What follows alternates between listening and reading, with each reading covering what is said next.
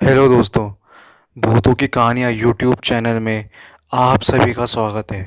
दोस्तों, अगर आपने इस चैनल को सब्सक्राइब नहीं किया है तो कर लें। बढ़ते हैं अपनी आज की कहानियों की ओर। एक बार की बात है, केरल के एक छोटे से शहर में सुल्तान नामक एक डरावना कब्रिस्तान था। ऐसा कहा जाता था कि उस कब्रिस्तान में विभिन्न प्रकार की अलौकिक शक्तियाँ रहती हैं। एक चांदनी रात को बिल्ली, लूसी और रोहित, तीन दोस्त कब्रिस्तान के किनारे पर एकत्रित हुए। अचानक उनको कब्रिस्तान से भयानक फुसफुसाहट की आवाज़ सुनाई दी। आवाज़ कहाँ से आ रही है, ये देखने के लिए वे हाथ में टॉर्च लेकर सावधानी से कब्रिस्तान के गेट के अंदर घुसे। जैसे ही वे कब्रिस्तान में दाखिल हुए, हवा तेज चलने लगी। अचानक उन्होंने एक इंसान को एक मकबरे के पास टहलते हुए देखा। वह उदास और खोया हुआ दिखाई दिया। इसलिए बिली, लूसी और रोहित उसके पास आए और पूछा, कौन हो तुम और इतनी रात को यहाँ क्या कर रहे हो? तो उसने जवाब दिया कि मैं एक आत्मा हूँ और मेरा नाम उस्मान है।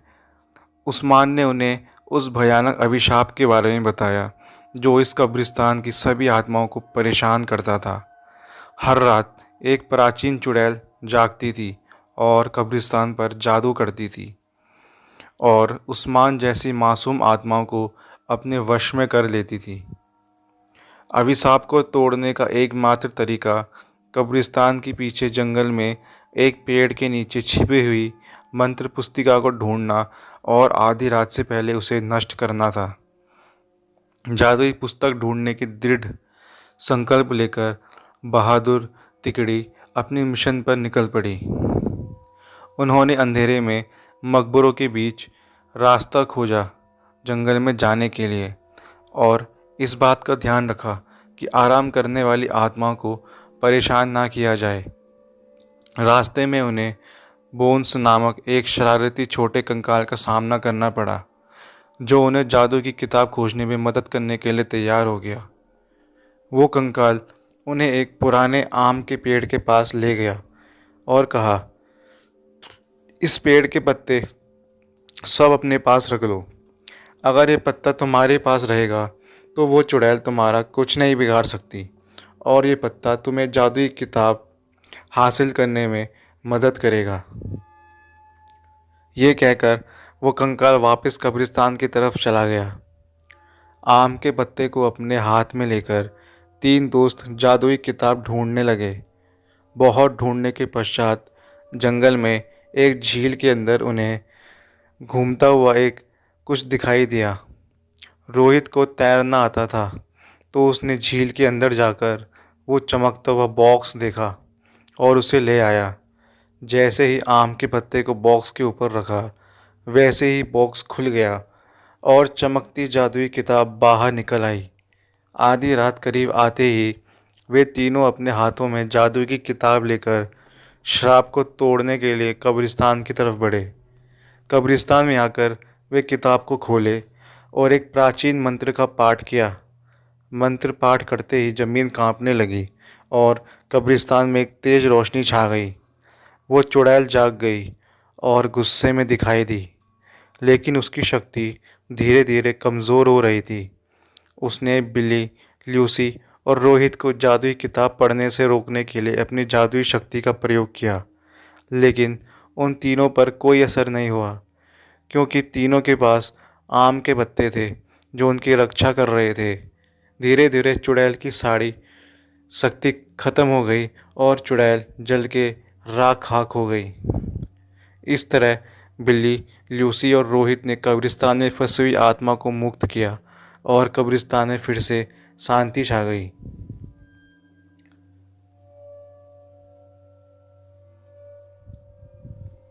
ये कहानी है इकबाल की।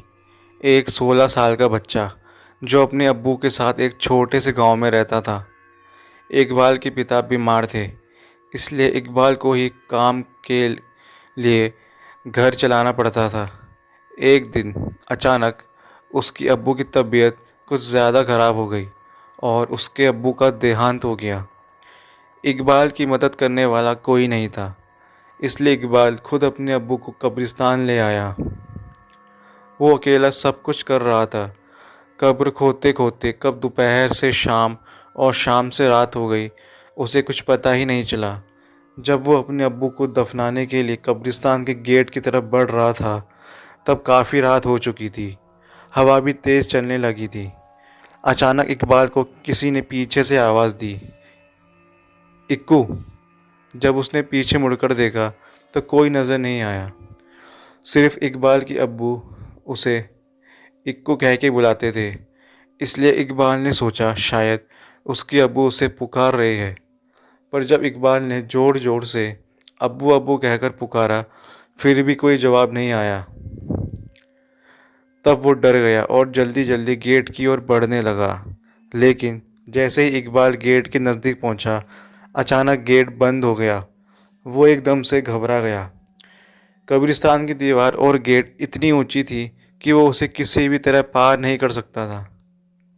कब्रिस्तान की एक और गेट थी जो कि पीछे की तरफ थी, लेकिन उस गेट तक जाने के लिए इकबाल को वापस कब्रिस्तान के बीच से होकर जाना पड़ता। किसी तरह हिम्मत जुटाकर उसने दूसरे गेट तक जाने का फैसला किया। वो सुनसान कब्रिस्तान के बीच से ही जा रहा था कि अचानक उसे दूर एक आदमी खड़ा हुआ दिखाई दिया। वो उस आदमी के पास गया और पूछा, कौन हो तुम? उस आदमी ने कोई जवाब नहीं दिया। इकबाल फिर से उसे पूछने ही वाला था कि उस आदमी का सिर अचानक से पीछे घूम गया। उसका दोनों आंखें लाल था और इकबाल को गुस्से से देख रहा था। ये देखकर इकबाल ज़ोर से चिल्लाया और भागने लगा।